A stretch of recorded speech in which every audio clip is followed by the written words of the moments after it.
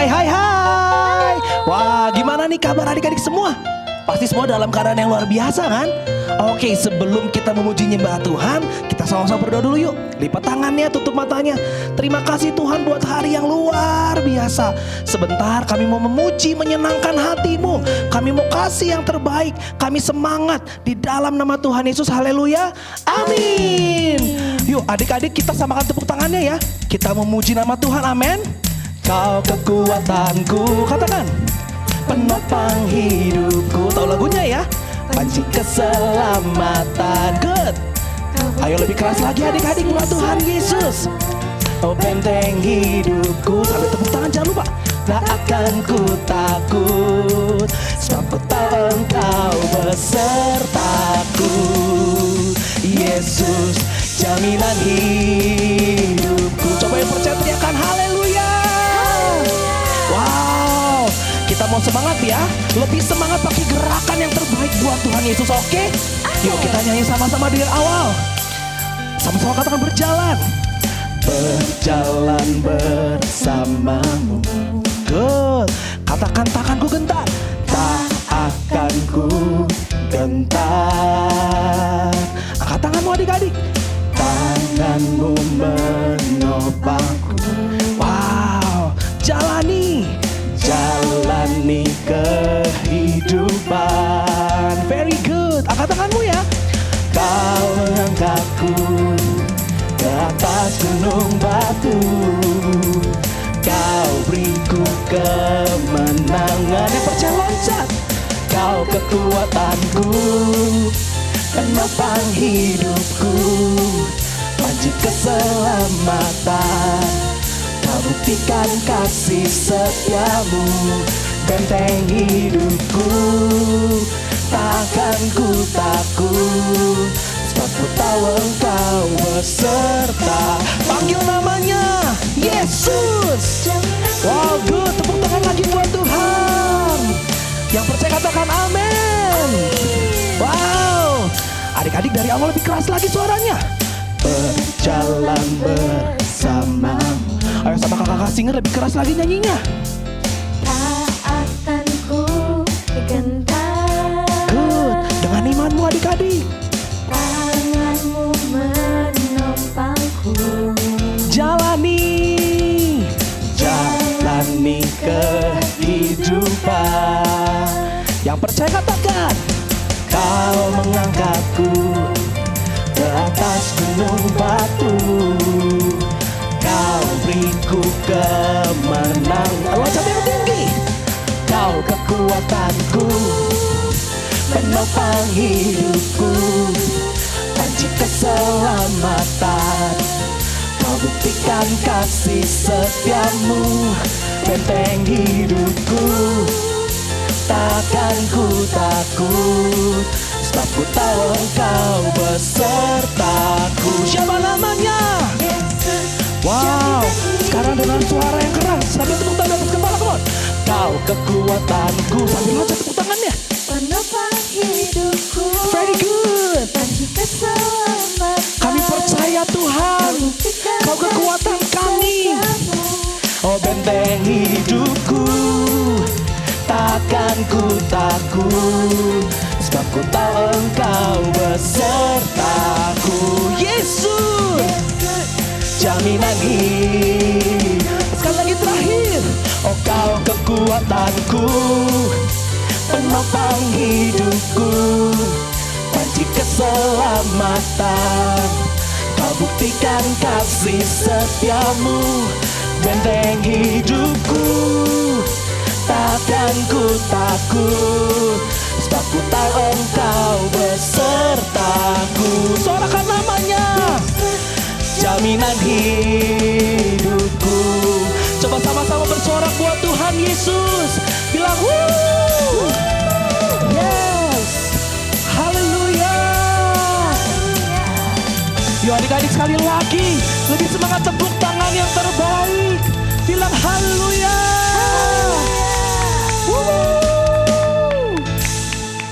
Wow, very good adik-adik. Semuanya semangat tadi memuji nama Tuhan. Kita percaya ya, kalau Tuhan itu adalah sumber kemenangan kita. Yang percaya katakan amin. Amin. Wow, yuk saat ini kita mau datang menyembah Tuhan. Kita mau lebih dekat sama Tuhan. Yang mau katakan yes. Yes. Yuk saat ini tutup matamu, angkat tanganmu. Ini setiap kami Tuhan, ini setiap kami Yesus. Kami menyembah-Mu Tuhan. Yuk adik-adik dengan segenap hati nyanyikan. Jalan-Mu tak terselami. Yang belum tahu belajar lagunya ya. Oleh setiap hati kami. Namun satu hal ku percaya, ada rencana yang indah. Tiada terduga kasih-Mu, heran dan besar, heran dan besar bagiku. Arti kehadiran-Mu selalu nyata di dalam hidupku. Sambil angkat tanganmu adik-adik. Penyertaan-Mu sempurna, rancangan-Mu penuh damai, aman dan sejahtera walau di tengah badai. Ingin ku selalu bersama, rasakan keindahan arti kehadiran-Mu Tuhan. Yang kami percaya Tuhan, oh tiada terduga kasih-Mu, heran dan besar, heran dan besar bagiku. Oh Jesus, arti kehadiran-Mu selalu nyata di dalam hidupku. Penyertaan-Mu sempurna, rancangan-Mu penuh damai, aman dan sejahtera walau di tengah badai. Ingin ku selalu bersama, rasakan keindahan arti kehadiran-Mu Tuhan. Mari sama-sama sembah Dia adik-adik. Oh Yesus, kami perlu Kau Tuhan, karena Tuhan segalanya, Tuhan yang pegang hidup kami. Terima kasih Yesus. Oh, Kau sungguh baik Tuhan, terus sertai setiap kami ya Tuhan. Haleluya. Ayo adik-adik yang percaya, angkat tanganmu dan nyanyikan. Oh penyertaan-Mu sempurna, rancangan-Mu penuh damai, aman dan sejahtera walau di tengah badai. Ingin ku selalu bersama, rasakan keindahan arti kehadiran-Mu Tuhan. Arti kehadiran-Mu Tuhan. Arti kehadiran-Mu Tuhan.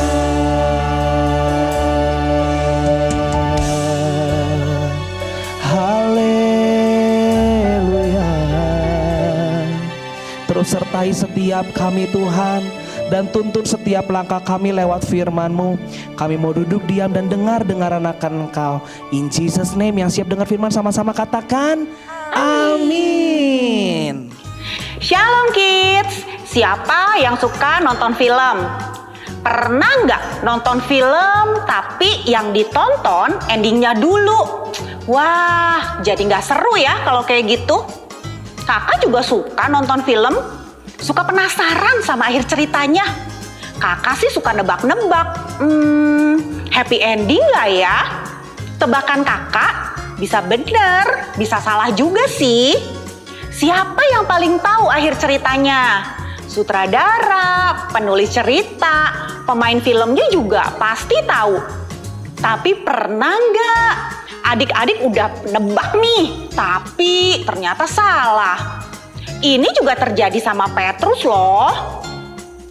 Tuhan Yesus mengajarkan kepada murid-muridnya bahwa anak manusia harus menanggung banyak penderitaan dan ditolak oleh tua-tua, imam-imam kepala, dan ahli-ahli Taurat.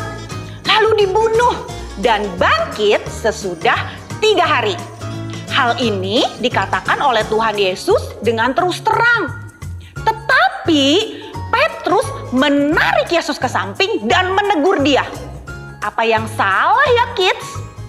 Sambil memandang murid-muridnya, Tuhan Yesus memarahi Petrus. Katanya, "Enyahlah iblis, sebab kamu bukan memikirkan apa yang dipikirkan Allah, melainkan apa yang dipikirkan manusia."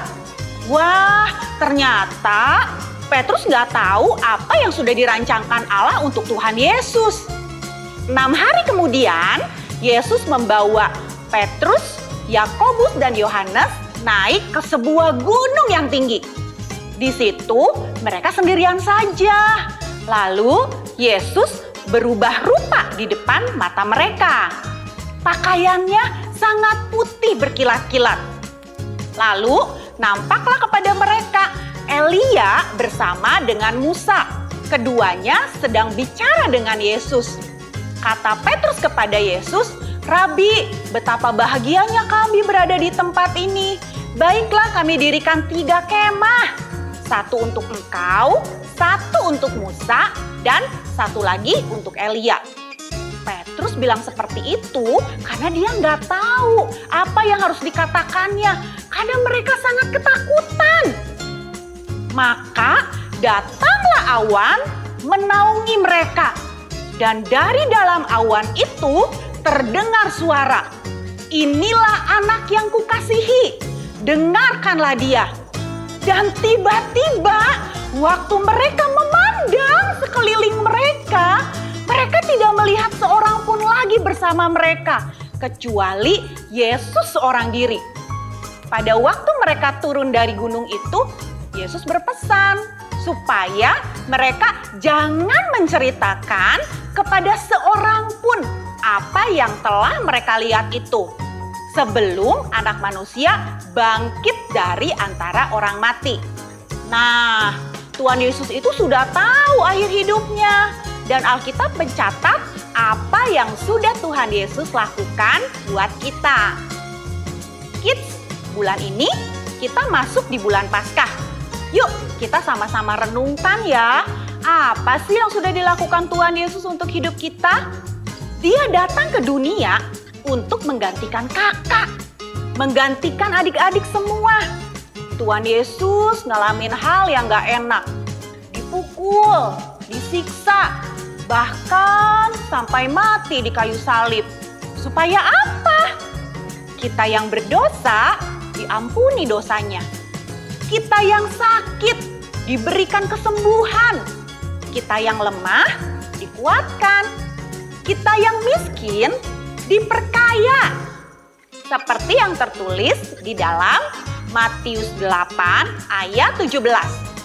Dialah yang memikul kelemahan kita dan menanggung penyakit kita.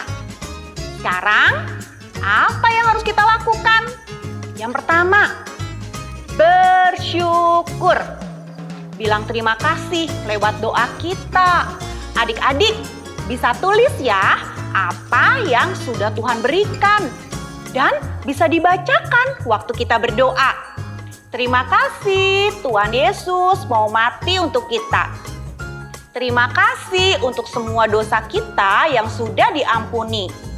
Terima kasih untuk nafas hidup, tubuh yang sehat, mama papa yang sayang sama kita, keluarga yang baik, teman-teman. Kita bisa sekolah, bisa cukup istirahat, masih bisa lakuin semua hal yang kita suka dan masih banyak lagi. Yang kedua, apa yang bisa kita lakukan untuk Tuhan Yesus? Yuk kita mau pikirin sama-sama ya. Apa kelebihan yang kamu punya? Ada yang suka nyanyi, ada yang suka main musik, suka menggambar. Ada yang kalau lagi lihat mamanya banyak pekerjaan rumah nih, langsung dibantuin. Atau ada kakak atau adiknya yang lagi sakit, langsung ditemenin. Dan didoain ya tentunya. Dan ada yang suka ngehibur, kalau lihat ada temennya yang lagi sedih. Ada juga nih adik-adik yang pintar, bantu temennya waktu mereka kesulitan dalam pelajaran. Banyak ya. Kalau kakak suka mengajar, jadi kakak banyak baca Alkitab, banyak baca buku, belajar cara menyampaikan dengan baik, supaya adik-adik bisa mengerti firman Tuhan dan bisa melakukannya. Kolose 3 ayat 23 bilang, apapun juga yang kamu perbuat, perbuatlah dengan segenap hatimu seperti untuk Tuhan dan bukan untuk manusia. Jadi kita bisa pakai semua yang kita bisa untuk melayani Tuhan. Tuhan Yesus sudah berkorban dan melakukan banyak hal untuk hidup kita. Kita juga mau ya mencontoh apa yang sudah Tuhan Yesus lakukan lewat dua hal tadi. Yuk adik-adik kita berdoa ya. Terima kasih Tuhan Yesus sudah mau berkorban buat kami semua. Tuhan Yesus turun ke dunia, Tuhan Yesus mengalami banyak hal yang gak enak demi kami semua, supaya dosa-dosa kami diampuni. Di bulan Paskah ini kami mau merenungkan, kami mau melakukan ya Tuhan, kami mau mencontoh apa yang sudah Tuhan berikan buat setiap kami lewat bersyukur dan kami bisa jadi berkat buat sekeliling kami. Terima kasih Bapa, terima kasih Tuhan Yesus, terima kasih Roh Kudus. Hanya di dalam nama Tuhan Yesus Kristus kami sudah mengucap syukur dan berdoa. Haleluya, sama-sama katakan amin.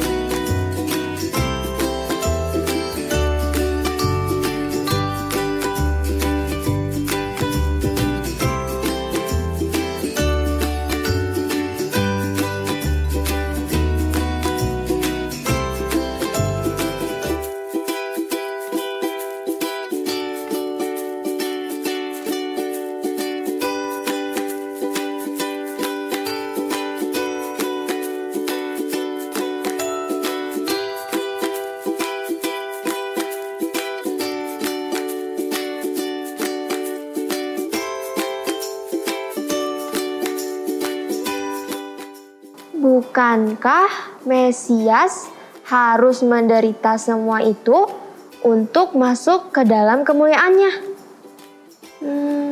Sekali lagi, bukankah Mesias harus menderita semua itu untuk masuk ke dalam kemuliaannya?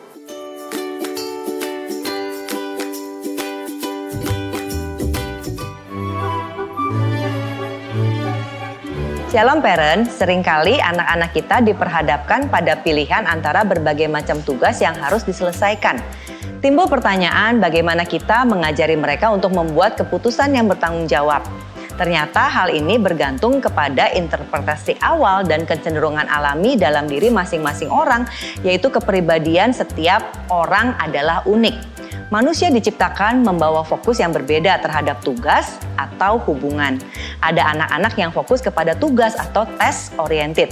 Tipe ini memiliki keinginan kuat untuk menyelesaikan tugas sebaik mungkin. Ada pula anak-anak yang fokus kepada hubungan dengan sesamanya atau people oriented. Anak tipe ini berusaha untuk memiliki hubungan yang baik dan berkualitas dengan orang lain.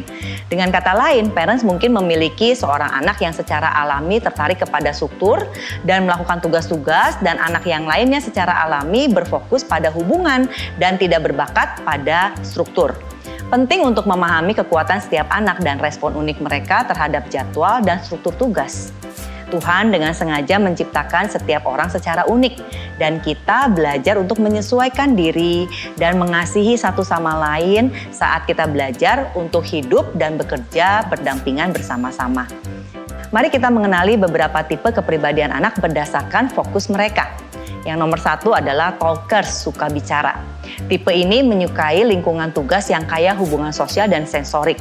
Mereka umumnya cenderung menyukai musik sambil melakukan pekerjaan rumah dan akan senang melakukannya dalam sebuah kelompok. Biasanya talker membuat tugas menjadi lebih menyenangkan dan membawa beberapa ide paling kreatif untuk menyelesaikan tugas secara berurutan. Tipe kedua adalah leaders atau pemimpin. Leaders lebih suka menjadi orang yang bertanggung jawab dan cenderung menyuarakan ketidaksetujuan mereka ketika mereka menganggap tugas tidak ada gunanya. Saat terlibat, menciptakan momentum yang dibutuhkan untuk menyelesaikan tugas besar dengan beberapa langkah. Tipe ini juga memupuk budaya yang mengikuti aktivitas. Tipe ketiga adalah thinkers atau pemikir. Pemikir menyukai struktur, kejelasan, dan konsistensi saat orang tua mengembangkan pekerjaan rumah. Biasanya pemikir menempatkan diri pada hitam atau putih. Dan mereka adalah tipe kepribadian yang paling mungkin menyelesaikan tugas tanpa diminta. Pemikir dapat membantu membuat urutan pekerjaan yang tertata dengan luar biasa. Yang keempat atau terakhir adalah peacemaker atau pembawa damai. Pembawa damai menggunakan waktu mereka untuk menyelesaikan tugas-tugas. Sayangnya, pembawa damai sering menunda menyelesaikan tugas. Pendamai adalah tipe kepribadian yang paling mungkin menyelesaikan tugas tanpa mengeluh. Kombinasi dari beberapa tipe kepribadian di atas dapat parents arahkan untuk melakukan pekerjaan rumah sehari-hari seperti membersihkan dapur, memilah cucian, kemudian membersihkan kamar mandi dan tugas rumah tangga lainnya.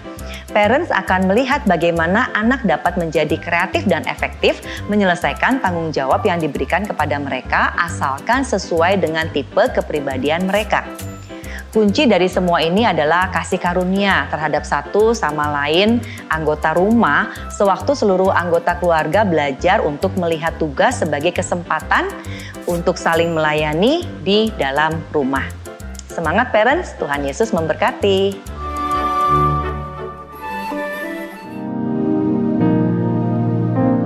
Tuhan Yesus, terima kasih sudah datang ke dunia ini.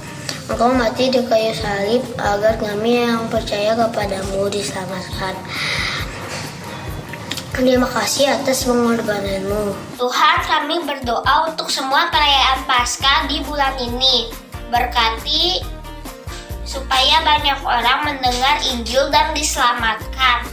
Berkati juga Opa Niko dan semua hamba-Mu. Mari kita sama-sama menyiapkan hati untuk menerima berkat Tuhan. Demikianlah firman Tuhan. Tuhan memberkati dan melindungi engkau. Tuhan menyinari engkau dengan wajahnya dan memberikan kasih karunia. Tuhan mengarahkan wajahnya kepadamu dan memberikan damai sejahtera. Terimalah semua berkat yang terbaik ini hanya di dalam nama Tuhan Yesus Kristus. Amin.